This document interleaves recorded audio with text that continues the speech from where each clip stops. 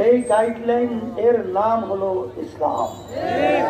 এখানে বাস্তবতা হলো এই 53 বছর যারা দেশ পরিচালনা করলো, যে নীতি আদর্শ নিয়ে বা যে নীতি আদর্শ অনুযায়ী এদের পরিচালনায় আমাদের দেশের মানুষ আমাদের যা চাওয়া পাওয়া ছিল তা বাস্তবে একটা আমরা পাই নাই, বরঞ্চ উল্টা পেয়েছি।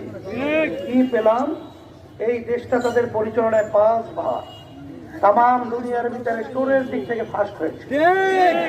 এদের পরিচালনায় আমরা পেয়েছি হাজার হাজার মায়ের কোল সন্তান হারা হতো।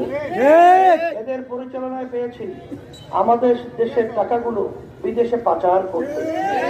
এদের পরিচালনা আমরা পেয়েছি লক্ষ লক্ষ মানুষের বিরুদ্ধে মিথ্যা কেস দিয়ে সংসারগুলো ধ্বংস করতে দেখেছি।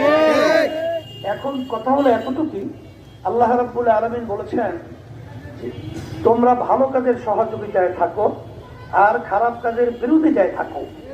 সেই লক্ষ্যে 5ই আগস্টের পরে এখন বাংলাদেশের জমি ইসলামের পক্ষে একটা উর্বর জমি তৈরি হয়েছে। এখন এই জমিনে ফসল লাগাতে হবে এবং ফসল আমাদের ঘরে নিয়ে আসতে হবে। যদি আমরা ভুল করি, 53 বছর ভুল করায় হাজার হাজার মায়ের কোল সন্তান হারা হলো, দেশের টাকা বিদেশে পাচার হলো, আয়না ঘর তৈরি হলো, বীর ছাড়া হত্যাযজ্ঞ হলো, আমাদের শত শত ভাইরা আর কোনদিন আলো দেখবে না, জীবনের তরে চক্ষু অন্ধ হয়ে গেল। এরপরে যখন নাকি দিল্লি সহ বিভিন্ন জায়গায় বৃষ্টি পড়তো, আমাদের দেশে এরা ছাতা ধরতো।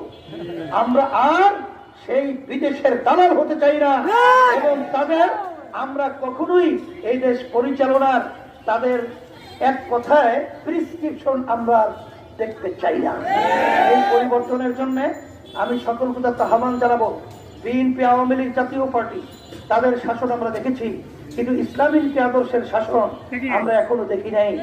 এখন দেখার জন্যই আমি সকল প্রকার আহ্বান জানাচ্ছি, আসেন আমরা যেন আর কেউই এই চাঁদাবাজদের সহযোগী না হই, আমরা যেন এই খুনিদের সহযোগী না হই, যারা টাকা পাচার করে তাদের জন্য সহযোগী না হই, যারা আল্লাহর নীতি আদর্শকে যারা রাষ্ট্রীয় পর্যায়ে তারা পরিচালনায় তারা নিয়ম নীতি হিসেবে মানতে না চায়, তাদের জন্য আমরা সহযোগী না হই।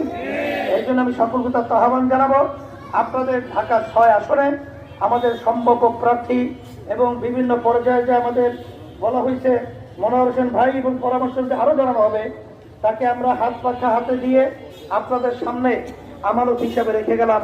আল্লাহ রাব্বুল আলামিন